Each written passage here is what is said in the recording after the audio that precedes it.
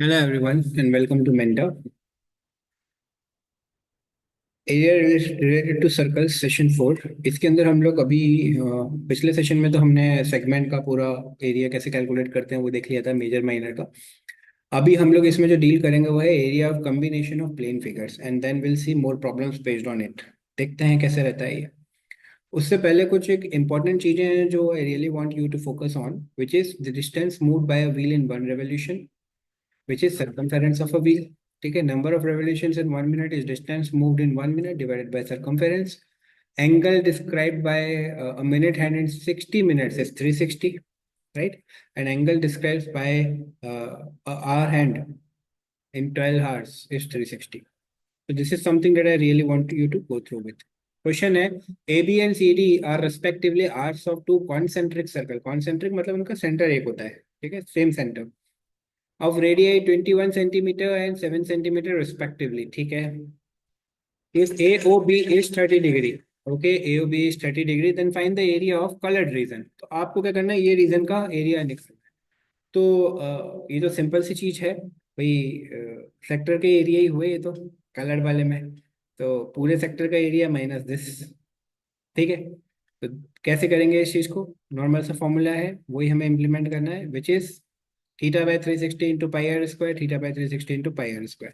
तो दोनों सेक्टर के एरिया, एक बड़े सेक्टर के एरिया में से छोटे को माइनस कर दिया, यहाँ से जो कॉमन आ रहा है उसको कॉमन लग दिया, और इनको ऐसे करके क्लब कर दिया। जब आप इसको सॉल्व करेंगे, ए स्क्वायर माइनस बी स्क्वायर ए प्लस बी ए माइनस बी आपने करके सॉल्व किया है इसको, आपका ये आंसर है। फाइनल सिंप्लीफिकेशन के बाद में दिस इज योर आंसर।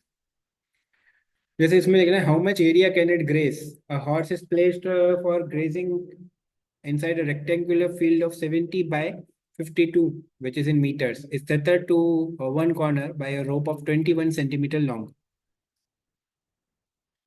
तो एक रस्सी है, यहाँ पे एक हॉर्स को बांध दिया है, जो रस्सी जो है वो 21 सेंटीमीटर तक की है, मतलब ये इधर इधर सिर्फ इतना ही एरिया को कवर कर सकता है। तो ये इधर भी 21 तक जा सकता है, इधर भी 21, इधर भी 21, 21, 21, तो this will be your radius. अब ये रेडियस है तो ये क्या, एक क्वाड्रेंट भी तो बना रहा है, क्वाड्रेंट 1/4 होता है ये सर्कल का। पाए यहाँ पे दे नहीं रखा है तो आई यूज पाए एस 22/7, या आपको सिर्फ इसको पाए भी छोड़ सकते हो, कोई दिक्कत नहीं है। तो ये हो गया 1/4 into 22/7 into r square is 21 into 21, ये हो गया 3 टाइम्स।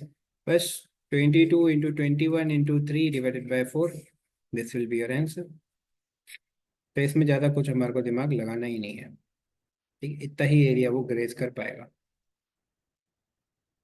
बस जैसे ही आपने ये सॉल्व किया तो आपके पास में आंसर आ जाएगा। ये नॉर्मल सी चीज थी, नॉर्मल सा क्वेश्चन था। Find the area of coloured region. अब आपको कलर्ड रीजन में, तो ऐसा तो नहीं है कि मैं सेक्टर के एरिया निकालने बैठूंगा एक एक के सबट्रैक्ट कर करके, और फिर उसके बाद में चीजें कैलकुलेट करूंगा। यहाँ तो मुझे रेडियस भी नहीं दे रखा, मैंने क्या किया, यहाँ पे बी और डी को ज्वाइन कर दिया, क्योंकि सब 90 90 90 के दिख रहे हैं, रेक्टेंगल है। तो अभी ये जो बी डी ज्वाइन किया है, तो डी ए बी जो ट्राइंगल है वो राइट एंगल ट्राइंगल है, तो ये लेंथ कैलकुलेट हो जाएगी पाइथागोरस से, मतलब 6 square plus 8 square equals B D square, Pythagoras theorem. Hypotenuse वो 90 के अपोजिट वाली साइड हाइपोटेनियस होती है। तो ये कितना हुआ, 36 plus 64 equals B D square. मतलब बी डी कितना आया, 10 आया, यहाँ पे प्लस माइनस नहीं आएगा क्योंकि ये 100 हो गया। प्लस माइनस क्यों नहीं आएगा यहाँ पे, रीजन है क्योंकि लेंथ कभी नेगेटिव नहीं होती, तो ये 10 हो गया। जैसे ही ये जो 10 सेंटीमीटर आपका आया है, अब इसका क्या करना है हमें, इसका आधा कर देना है, 5 इधर 5 इधर, मतलब ये सेंटर हो गया इसका। ठीक है, तो अब हमारे पास में इसकी जो है सर्कल की रेडियस आ गई। सर्कल की रेडियस आ गई मतलब पाई आर स्क्वायर, मतलब this minus area of this rectangle 6 into 8 कर दो आप, एल इंटू बी होता है। तो ये हो गया पाए 25 पाए माइनस, ये कितना हो गया, 6 इंटू 8 इज वॉट, 6 6 36, 48 हो गया ये। अब इसको अगर फर्दर आपको सॉल्व करना है तो करिए, बाकी this will be your answer, that is it. इन्हें फर्दर भी सॉल्व किया, पाई की वैल्यू इन्हें 3.14 ले ली, राइट। अदर देन दिस जो आपका फाइनल आंसर है वो आ गया, but it is always better if you express it in a different way. अब a circular grassy plot of length 42 meter in diameter has a path of 3.5 meter wide, running around it on the outside. Find the cost of graveling the path at 4 rupees per square meter। मतलब एक circular जो है आपका plot है, जिसका diameter 42 है, right, ठीक है, मतलब 21 उसका रेडियस हो गया। उसके पास में एक 3.5 मीटर वाइड एक पाथ भी है जिसके बाहर आप घूम सकते हो। Find the cost of gravelling the path at ₹4 per metre square. तो हमें पहले तो एरिया निकालना पड़ेगा, और फिर जितने भी मीटर आए हैं, स्क्वायर मीटर आए हैं, उसको 4 से मल्टीप्लाई करना पड़ेगा। तो कैसे करेंगे भाई? ये 21 है आपका, मैं इसको एनोटेट करके बता देता हूँ। ये 21 है इधर तक, तो ये पूरा कितना होगा? ये वाली थिकनेस भी ऐड होगी, तो 3.5 इसके अंदर ऐड होगा आपका। ठीक है, तो 3.5 जब आपका इसका ऐड हुआ है इसके अंदर, तो ये हो गया 24.5 हो गया। 24.5 वाला जो सर्कल है, उसमें से इस वाले सर्कल का एरिया माइनस कर दो, तो ये वाला बीच वाला एरिया आ जाएगा। फिर उसको 4 से मल्टीप्लाई कर दो आप। ठीक है, तो देखो, इसमें ऐड किया, 24.5 आ गया, बड़े वाले सर्कल का एरिया माइनस छोटे वाले सर्कल का area.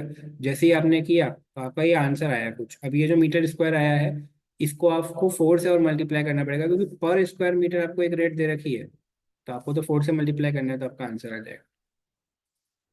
ABCD is a flower bed, ठीक है, with OB is 21 metre and OD is 14 metre. ठीक है, ओके, OB इज दिस, ठीक है। Find the area of the bed. भाई ABCD जो है, इसका बेड का एरिया निकालना है। बड़े सेक्टर का एरिया माइनस छोटे सेक्टर का एरिया। ठीक है, लेकिन सर इसमें तो हमें पता ही नहीं पड़ेगा, क्योंकि एंगल तो दे ही नहीं रखा है। तो कैसे कैलकुलेट करेंगे? तो भाई ये क्वाड्रेंट है, ठीक है, सेक्टर नहीं है। 1/4 ऑफ अ सर्कल दिख रहा है आपको, तो 1/4 पाई बड़ा आर स्क्वायर माइनस 1/4 पाई छोटा आर स्क्वायर। आर स्क्वायर और आर स्क्वायर को क्लब करा, ये आपका आंसर आ गया, वैल्यूज को सब्स्टिट्यूट करके। A square park has each side of 100 meters. ठीक है, at each corner of a park there is a flower bed in form of a quadrant of radius this. Find the area of 4 quadrant। 4 quadrant का area निकालना है आपको। तो देखो, 4 quadrant है, मतलब 4 × 1/4 पाई आर स्क्वायर करना है, तो इससे अच्छा क्या है, सीधा पाई आर स्क्वायर कर लो। पाई की वैल्यू यहाँ पे दे रखी है, नहीं हम 22/7 लेंगे। क्यों सर, कैसे पता पड़ा आपको? क्योंकि ये 14 दे रखा है रेडियस। तो 22/7 into r square is what, 14 × 14, ये हो गया 2 टाइम्स, ये हो गया 44 × 14। देख लो 44 × 14 कितना हो गया। ठीक है, 44, ये हो गया 14, 16, 116, 17 इंटू 4 4, दिस विल बी 6। ये कितना हुआ, 3 10 11 1 5 और 1 6, 616 बॉम्बे। But don't forget to write the units. ठीक है, आ गया आंसर आपका। अ स्क्वायर पार्क, वही वाला क्वेश्चन है। Find the area of the remaining part of a square. तो remaining part of the square क्या होगा? एरिया ऑफ स्क्वायर, मतलब साइड इंटू साइड, मतलब 100 × 100 माइनस 616 आ गया। तो ये हो गया कितना, 1 2 3 4, 10,000 माइनस 616। जैसे आप इसको सब्ट्रैक्ट करोगे, विल गेट द आंसर। कोई ज़्यादा टफ नहीं था, चीज़ें समझ में आ गई। Alright, find the area of a shaded region in the figure where radii of two concentric circles with center O are this and this respectively and AOC is 40। ठीक है, अभी शेडेड रीजन का है, तो हमें क्या करना है शेडेड रीजन में? Any any guesses? काफी इंटरेस्टिंग सा क्वेश्चन है कि ये कैसे निकालेंगे। ये हमें सिर्फ सेक्टर को माइनस नहीं करना है, हमें तो सिर्फ शेडेड का निकालना है। मतलब there will be a lot of calculations. पहले तो रिंग का एरिया निकालेंगे, फिर ये छोटे ऐसे जो कर्वेचर है, इसका एरिया को हटाएंगे। कैसे करेंगे? See, area of sector AOC minus area of sector BOD। ठीक है, ये हमने किया। ऐसा क्यों किया? क्योंकि ये एरिया ऑफ रीजन क्या आ जाएगा, AB, एरिया आ जाएगा। ठीक है, ये भी तो माइनस करना पड़ेगा। तो ये निकल के आ गया। फिर हमने सर्कुलर रिंग का एरिया निकाला, पाई आर स्क्वायर से बड़ा r square minus pi r छोटा आर स्क्वायर, ये एरिया इसका आ गया। अब ये जो ABCD वाला जो हमने रीजन निकाला है, ये रीजन का एरिया को हमको क्या करना पड़ेगा, सबट्रैक्ट करना पड़ेगा जो भी हमने कैलकुलेट किया है इसमें से। बस आंसर आ गया। तो thank you so much for valuable time. Bye bye, take care, stay safe.